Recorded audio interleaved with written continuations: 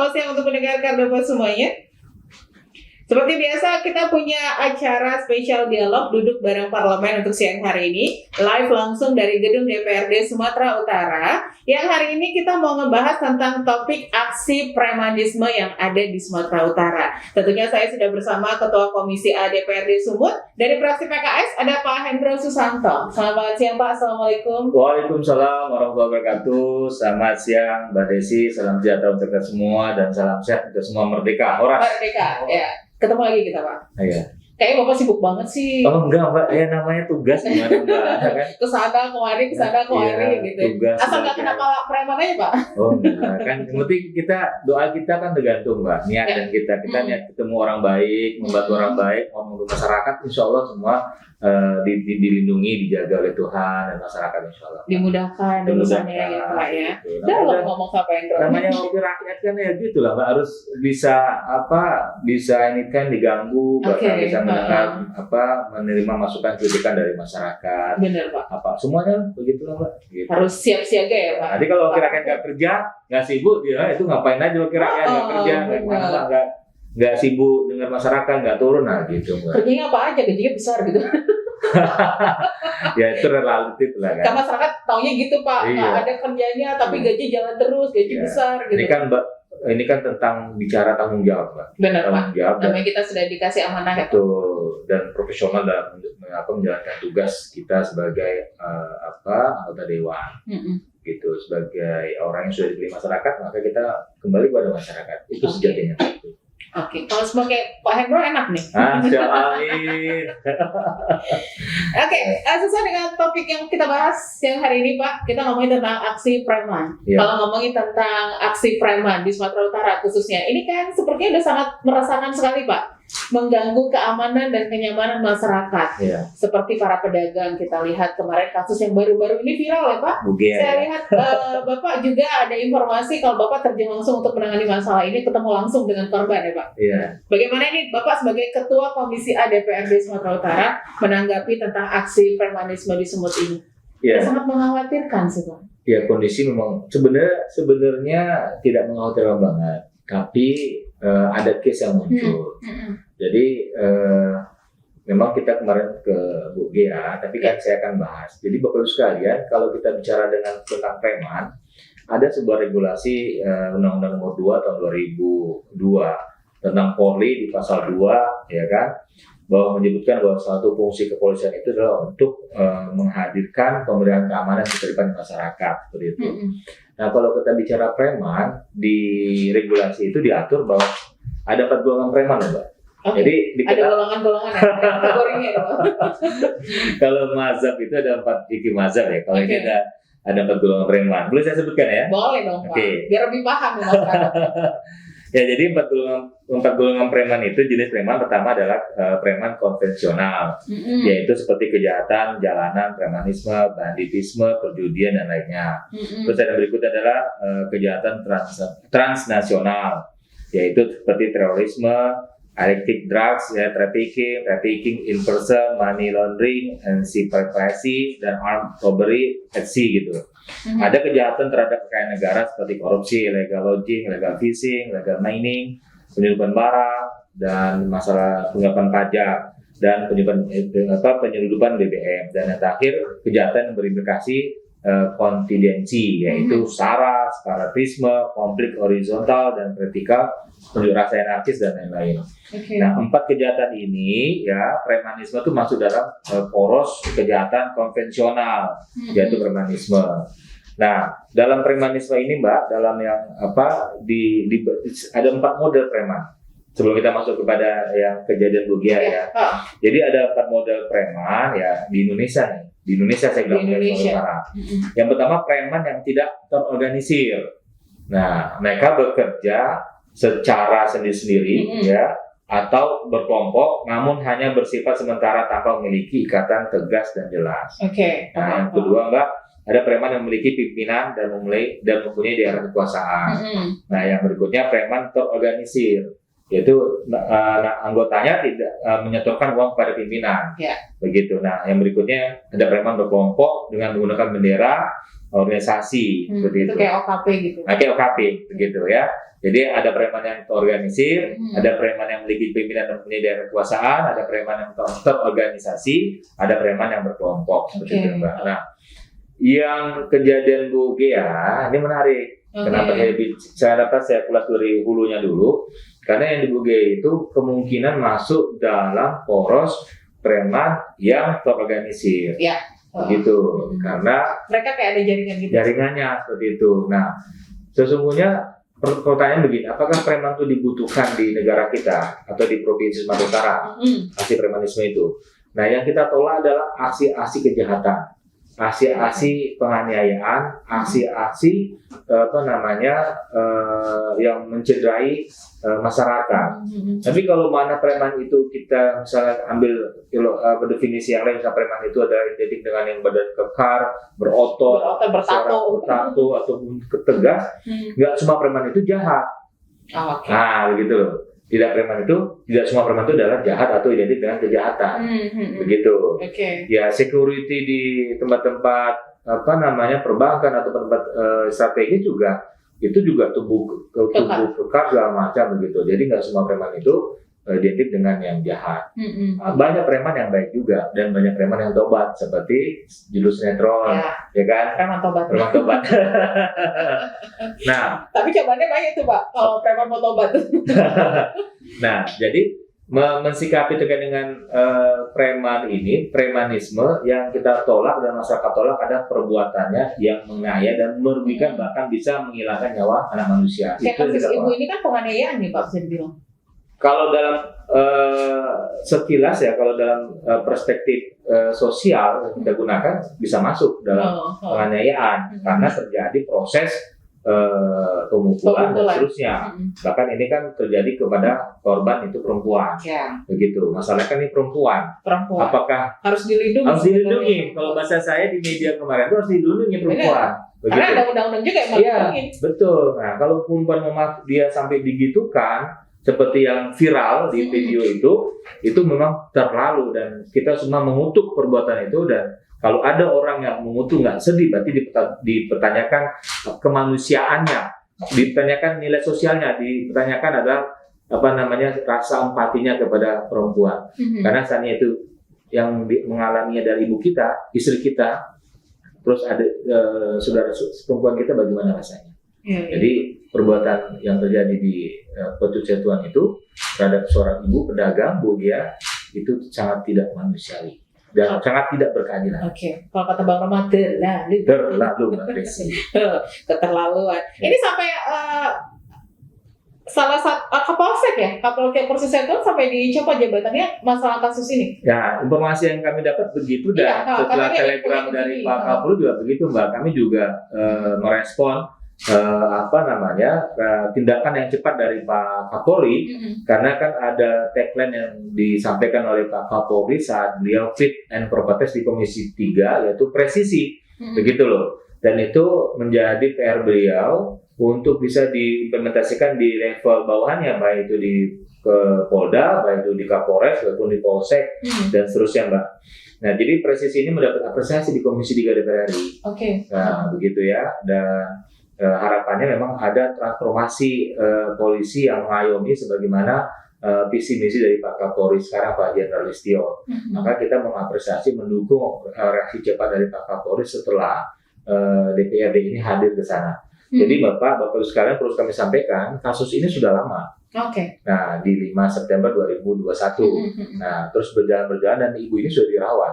Proses yang mendarat sudah dirawat, dan ketika ini tidak muncullah tersangka, ibu ini disangkakan, terus ibu ini memviralkan kepada publik dan direspon oleh publik dan mendapat simpati dari publik, maka netizen, maka kami di komisi rapat internal tanggal 8 Oktober 2021. Mohon maaf, tanggal 11 Oktober 2021. Nah, yang ada 6 agenda strategis yang kita bahas, dan salah satunya adalah kita langsung on the spot untuk melihat Bu Gea dan bertemu dengan korban langsung. Terjun langsung ya Pak? Langsung. Jadi Selasanya kami datang jam 10, kami ke Bu Gea di daerah Tembung, dan alhamdulillah ditemukan bahwa memang Bu Gia cerita segala macam dan kondisinya luar biasa. Jadi kami langsung mendapatkan fakta-fakta di lapangan dan kami yakin Bu Gia tidak berbohong, ya kan?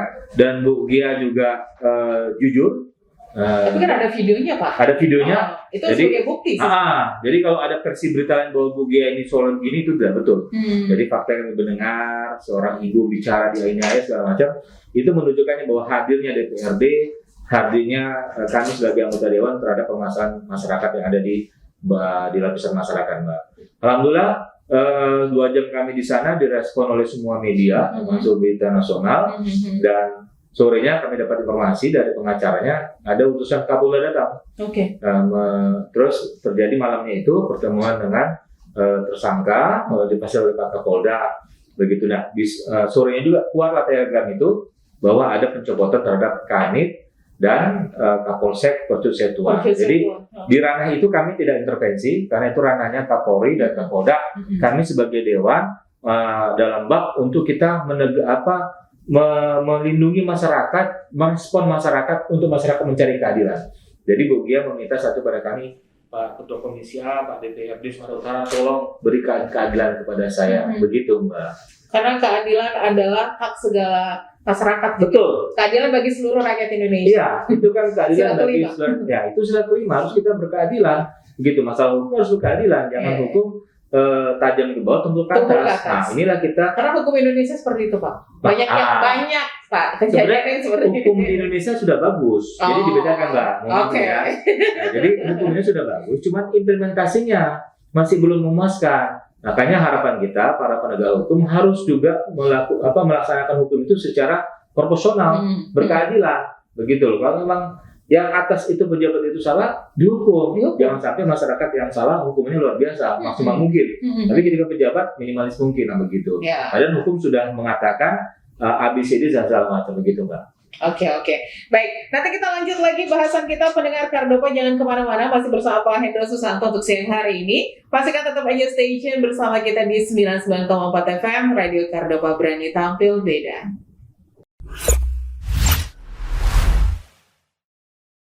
Baik pendengar Kardopa, kita lanjut lagi spesial dialog duduk bareng parlemen siang hari ini yang bisa juga dilihat secara langsung. Kita live di Instagramnya Kardopa FM Medan, atau juga yang ada di luar kota, luar negeri juga bisa dengerin program siaran kita hari ini. Tinggal klik live streaming di www.kardopafm.co.id.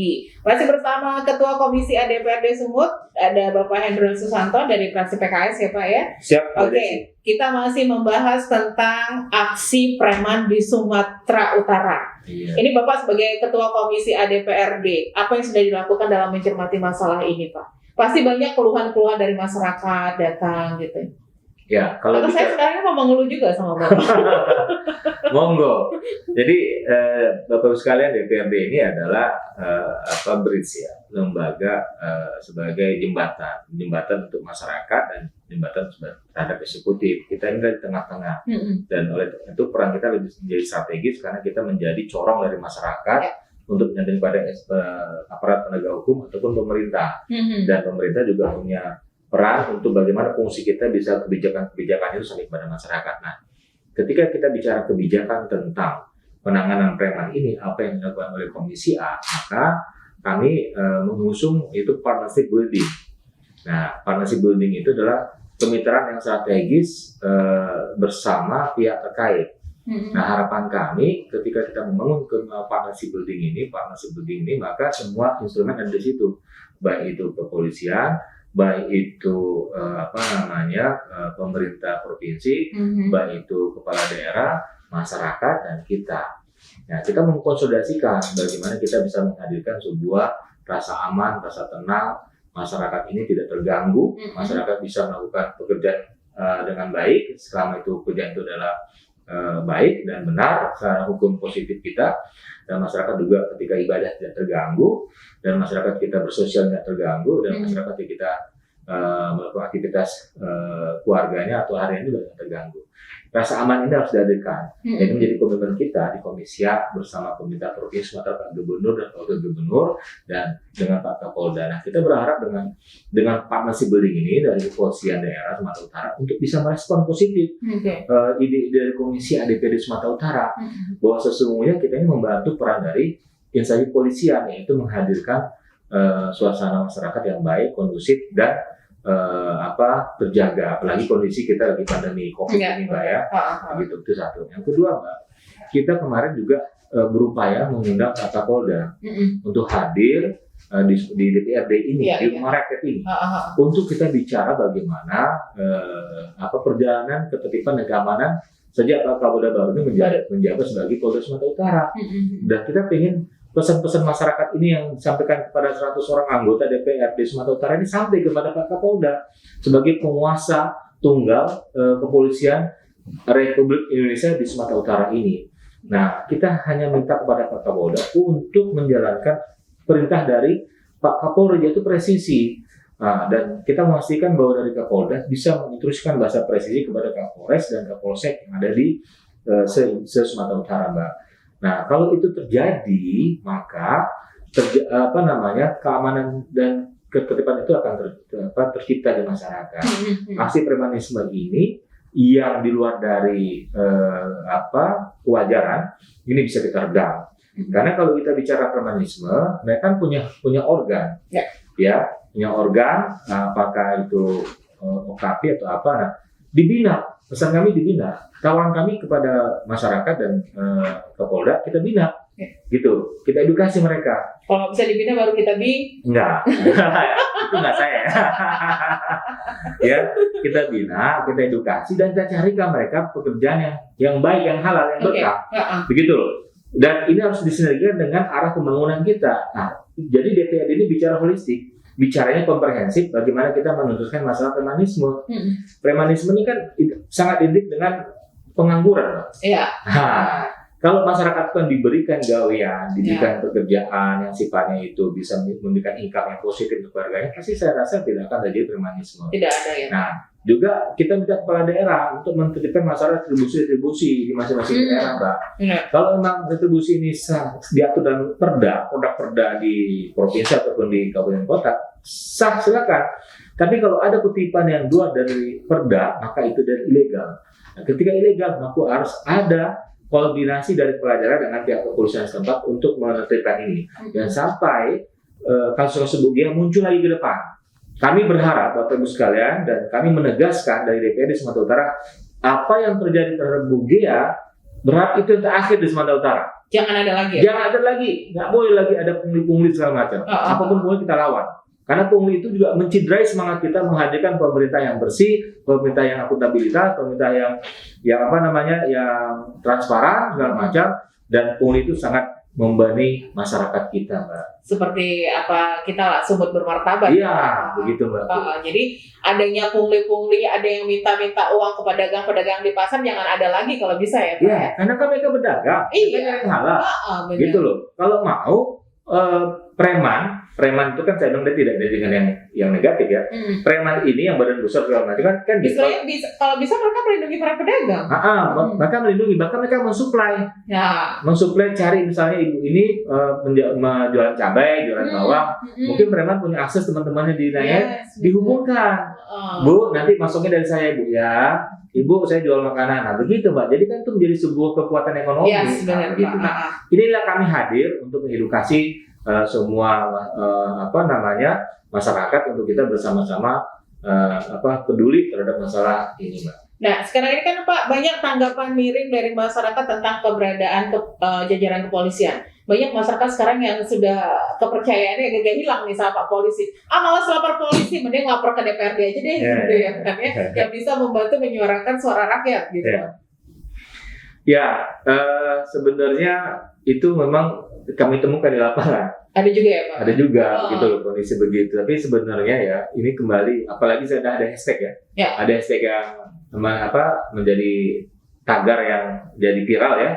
Itu juga harus dijawab oleh kepolisian dan Pak Listio, Pak Jan Listio untuk bisa menegaskan kepada jajarannya untuk bisa merespon terhadap kebuntuan informasi dari masyarakat.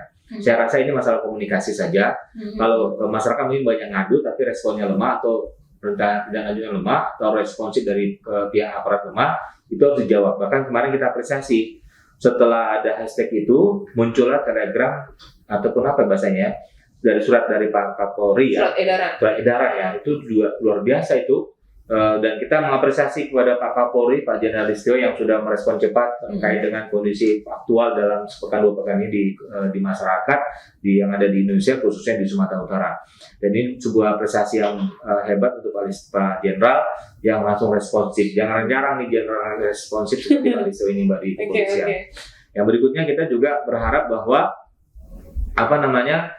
kesadaran masyarakat timbul, ya kan, dan kita bersama-sama untuk menghadirkan suasana yang aman, tertib, dan semua kepolisian juga merespon positif terhadap edaran dari Pak Kapolri untuk masif dan ramah terhadap masyarakat kita. Jangan sampai ada aksi-aksi kekerasan yang tidak manusiawi, misalnya upaya smackdown ataupun membanting pengendara, bukan membanting ya, ada diduga memakai saya ralat ya, yang diduga pedagang yang sepeda motor itu yang sedang itu segala macam. Itu tetap lakukan upaya-upaya penanganan itu secara humanis, secara kemanusiaan, sehingga tidak ada yang dicederai begitu. Oke. Seperti yang kayak Satpol PP mungkin ya Pak ya, yang raja-raja pedagang, mungkin memang pedagangnya juga agak bandel, cuman mungkin lebih ke pendekatan sih sebenarnya. Jangan main sembrono gitu ya kan ya. Saya rasa di kepolisian sudah ada protapnya dan sudah ada mekanisme dalam penanganan sebuah. Kalau Pak Bobi bilang kan kemarin harus humanis. Ya. Kami juga DPRD bilang humanis. Karena masyarakat maunya humanis, Pak. Mbak mau humanis kan? Mau, Pak. Iya, jadi harus humanis kita. Ya. Pasti di sana juga mau humanis kan? Iya. Mau yang manis-manis gitu.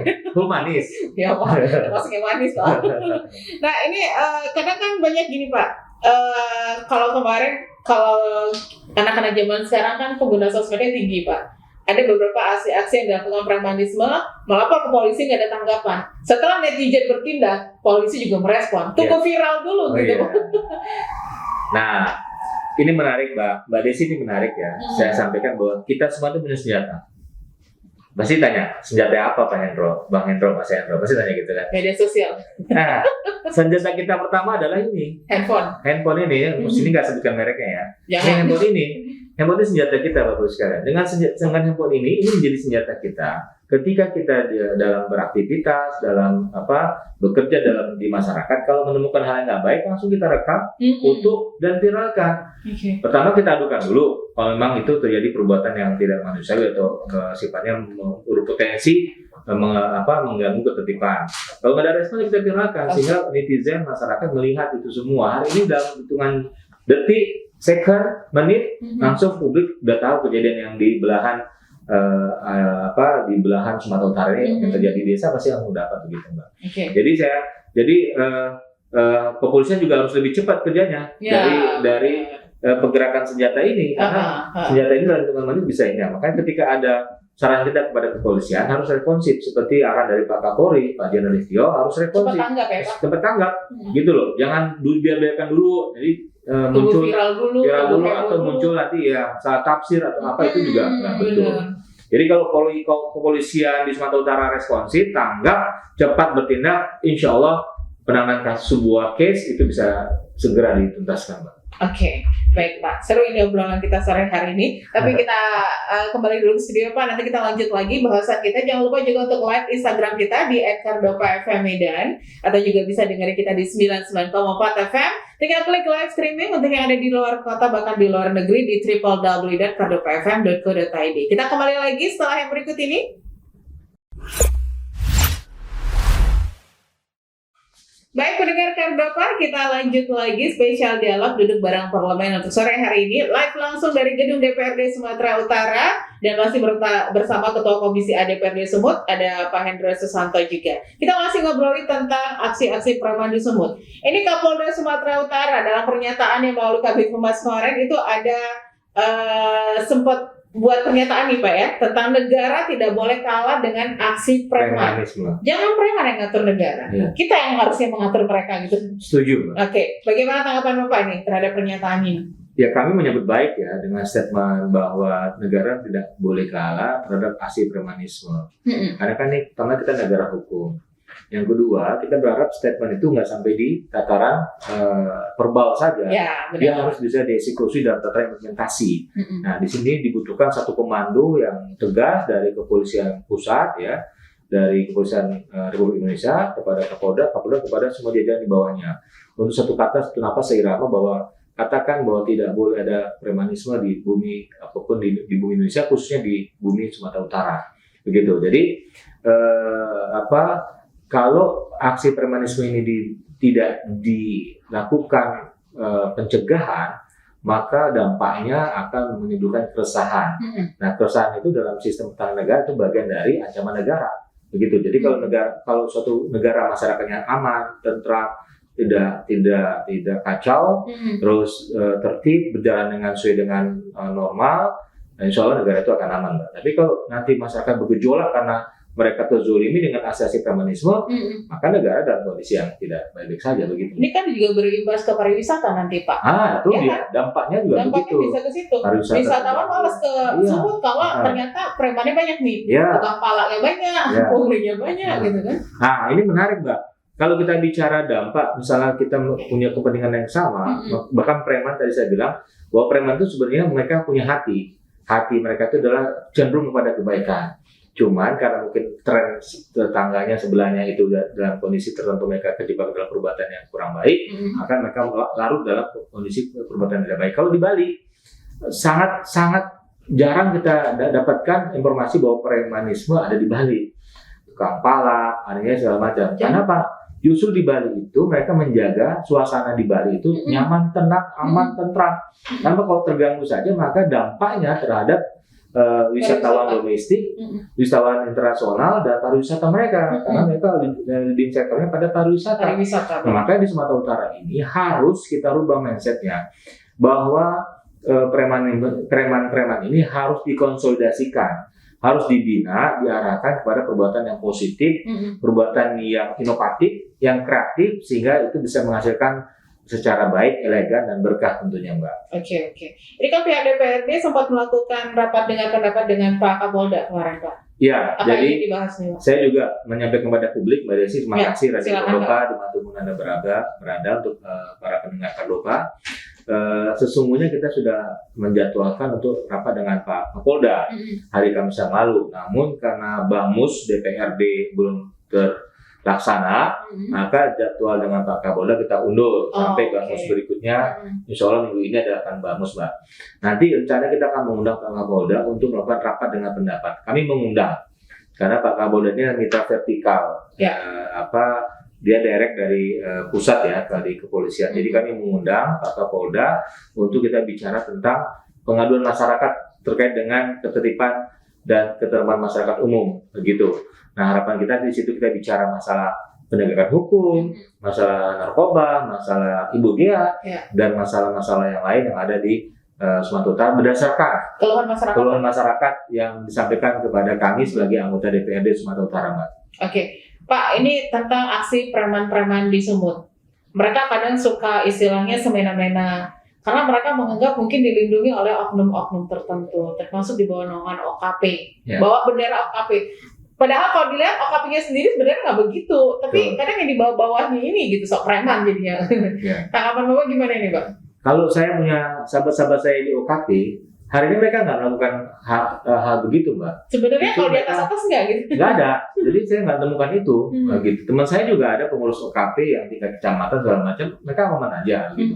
Nah, kalau mungkin ini ibaratnya tidak kita bisa realistis ya. Nah, bahwa ada oknum preman yang berbaju OKP, terus dia melakukan aksi-aksi tidak di luar membawa bendera OKP, di luar dari hukum kita. Maka sesungguhnya kalau memang seandainya memang ada yang dia berlindung di balik aparat, maka kita minta kepada Pak Kepolisian, kita memohon untuk tidak tegas aja jajarannya, propam turunkan, propam turunkan gitu, cek, karena kan di aparat itu kan punya propam, propam itu adalah penegak disiplin. Nah, kita minta dia merazia. Kalau ada pengaduan masyarakat direspon cepat, terus di mana letak konsletnya atau kejadiannya, langsung dia langsung di situ panggil itu, gitu. Oleh Propam pasti akan dapat itu Mbak. Siapa orang balik itu? Saya yakin semua Propam ini adalah penegak disiplin di institusi masing-masing aparat penegak hukum Mbak. Jadi kita minta kepada pimpinan kepolisian ada di Sumatera Utara untuk bisa lebih proaktif dan responsif. Kalau ada memang oknum preman yang menjual OKP untuk melegalkan aksinya, maka sesungguhnya itu tidak dibenarkan dalam hukum positif kita dan itu telah menciderai semangat OKP. Ya. OKP ini kan hadir untuk membantu negara, membantu masyarakat dalam aksi-aksi sosial, aksi-aksi kemanusiaan, dan tempat berhimpunnya orang-orang talenta-talenta yang positif untuk menghadirkan yang positif juga, begitu. Jadi jangan bawa-bawa nama seperti ini, tapi di bawahnya itu nggak jelas ya Pak, malah membuat resah masyarakat, mengganggu keamanan dan kenyamanan pastinya ya Pak ya.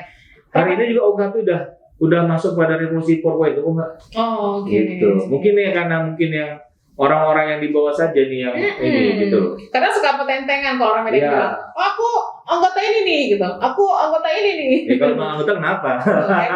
Kenapa Pak ya? Nah, kan kita sama di mata hukum. Nah, ini harus kita pahami. Semua di mata hukum dan satu hal lagi Bapak sekalian. Kalau kita seandainya terjadi ya, misalnya ada proses meludahi atau apa, itu tidak boleh dibalas dengan kekerasan. Kalau kita nggak terima terhadap perbuatan meludahi atau kita tinggal laporkan aja. Itu Mbak Desi, ini bagian edukasi kita kepada masyarakat loh. Ya kan kita sempat kan diludahi, saya pukul dia segala macam, itu nggak boleh. Kita adukan aja kalau memang itu tidak menyenangkan, kita adukan kepada aparat seperti itu Mbak. Kalau kita dalam Muslim bilang kejahatan balaslah dengan kebaikan. Betul. Dalam nih kayak ngomongnya. Ya. Tapi kita menarik loh. Untuk di Sumatera Utara nih, kami di DPRD sudah menyusun ranperda ketertiban umum masyarakat, Mbak. Ya, itu sudah ada naskah akademiknya dan itu menjawab terhadap masalah-masalah Sumatera Utara yang masalah begal, judi segala macam. Jadi harapannya kalau perda ini kita susun dan nanti di tahun depan insya Allah bisa disahkan, ini menjadi sebuah produk hukum bagi Sumatera Utara, bagi penegak hukum untuk bisa lebih humanis dan kita berharap aksi-aksi kejahatan di Sumatera bisa turun, Mbak. Oke. Masalah Ibu Guys semoga tidak terulang lagi, tidak ada lagi apa kita, Mbak. Semua masyarakat Sumatera punya tanggung jawab. Kami di DPRD punya tanggung jawab, aparat penegak hukum punya tanggung jawab, Pak Gubernur punya tanggung jawab, Pak Wakil Gubernur juga punya tanggung jawab, masyarakat juga punya tanggung jawab. Gitu. Jadi jawab aksi premanisme oleh pemerintah yaitu dengan sediakan lapangan kerja, ya kan? Pelatihan-pelatihan, ya, berikan modal, ya, terus ciptakan kalau misalnya ada sebuah bencana, optimalkan peran mereka untuk bisa membantu korban bencana. Jadi harus ada kanalnya kita buatkan, sehingga semua itu dalam terkendali, terkontrol oleh negara. Tapi mungkin ada pesan buat masyarakat nih Pak terkait tentang aksi premanisme supaya tidak. Kalau masalah pungli-pungli ini kita lihat juga masih banyak nih di pasar-pasar tradisional, itu kan banyak tuh Pak. Ini Bapak dari Ketua Komisi ADPRD Sumut, pesan untuk para masyarakat kalau misalnya terjadi hal ini apa yang harus mereka lakukan? Ya, masyarakat dimanapun berada, khususnya di Sumatera Utara, saya Hendro Santo, sahabat kita semua, selaku anggota DPRD Provinsi Sumatera dari Dapil Sumut 12 dinyatakan dan Ketua Komisi bersama pimpinan dan anggota komisi kita mengajak kepada masyarakat, menghimbau seandainya masyarakat Sumatera Utara mendapatkan perbuatan-perbuatan yang kita tadi jelaskan ataupun perbuatan tidak manusiawi atau ada premanisme atau aksi-aksi yang di luar dari itu, maka masyarakat bisa mengadukan itu kepada pihak berwajib untuk menjadi BAP. Yang kedua, bisa kalau memang agak proses panjang bisa langsung dengan HP sebagai barang bukti.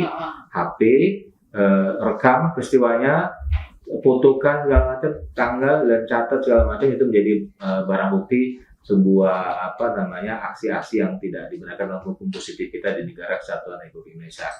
Yang berikutnya kita harus bersama-sama, harus solid, harus punya tanggung jawab sosial untuk menghadirkan rasa aman di tempat kita berada, di wilayah kita masing-masing, dan kita juga mengajak kepada kepolisian untuk bersama-sama masyarakat, karena polisi bagian dari masyarakat juga, dan kita juga mendukung kinerja kepolisian untuk terus menerus menghadirkan rasa aman bagi masyarakat.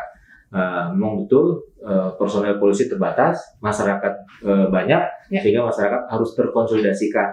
Kita dengan bersama-sama bergandengan tangan dan kita upaya preventif dan upaya masif untuk kita menghadirkan suasana yang aman, tentram, nyaman dalam kehidupan kita di Sumatera Utara ini. Oke. Satu pesan untuk preman berdasi. Itu maksudnya gimana tuh ya? Nggak tahu Pak. Ya. Banyak sekarang Pak berkedok, ya itu tadi istilahnya Bapak bilang tadi banyak jenis preman. Ya. Ada golongan-golongannya. Salah satunya golongan preman berdasi. Ya. Mainnya cantik berarti nih Pak. Oh iya. Sebenarnya yang kita kutuk itu adalah aksi premanismenya. Ya. Begitu. Jadi apapun dia bentuknya, mau dia berdasi nggak berdasi, tapi kalau itu sudah merugikan orang lain, itu tidak dibenarkan dalam musik kita.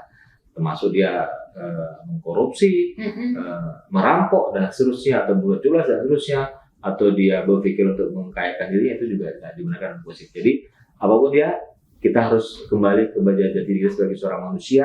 Seorang manusia itu adalah ditugaskan untuk beribadah di muka bumi ini. Yang kedua untuk menjadi pribadi yang amfahum linas, bermanfaat bagi sesama, Pak. Oke. Mungkin ada yang pengen disampaikan Bapak pendengar Karya Pasar hari Pak lagi dengerin spesial dialog kita. Silakan Pak, sebelum kita akhiri kebersamaan kita. Ya, jadi terima kasih Mbak Desi dan para pendengar Kadopa dimanapun berada di Sumatera Utara khususnya. Kita mengajak untuk kita terus punya tanggung jawab sosial. Jadi media, televisi, radio, media cetak, media online punya tanggung jawab untuk menyampaikan informasi yang positif kepada masyarakat. Yang kedua, kita juga harus menghadirkan kehidupan kita di wilayah kita masing-masing untuk kita bisa bersama-sama, untuk kita bisa bertanggung jawab sosial, dan kita untuk menjadi orang-orang yang mau peduli terhadap lingkungan kita.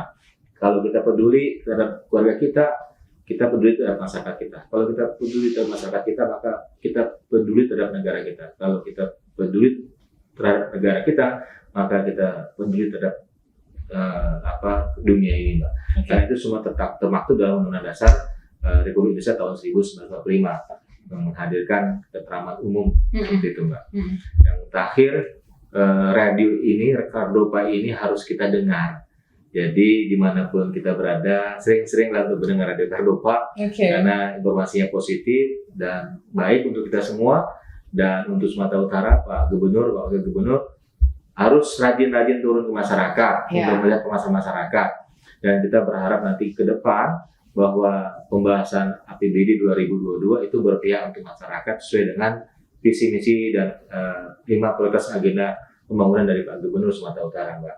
Sehingga masyarakat hari ini menjadi objek terkait dengan pembangunan itu merasakan dampak positif hadirnya pemerintah, hadirnya DPR, hadirnya aparat penegak hukum di tengah-tengah masyarakat. Semoga bisa terrealisasi tentang sumber amin, tadi ya Pak ya. Amin ya Allah. Amin. Terima kasih Pak Hendro sama-sama Mbak Desi sudah ngobrol bersama kita sore hari ini. Sukses. Tapi ya kita berharap aksi premanisme ini tidak ada lagi lah Pak yang semena-mena ya Pak ya. Malah kalau bisa bantulah masyarakat. Siap. Terutama masyarakat kecil, lindungi mereka gitu ya. Siap Mbak, harus itu Mbak. Oke, baik. Terima kasih pendengar Kadopa. Kita akhiri dulu kebersamaan kita di spesial dialog duduk bareng parlemen bersama Ketua Komisi A DPRD Sumatera Utara Pak Hendro Susanto. Live langsung dari gedung DPRD Sumatera Utara. Kita harus pamit. Selamat beraktivitas semuanya. Untuk yang libur, selamat libur tentunya. Tetap semangat. Kita kembali studio. Silakan.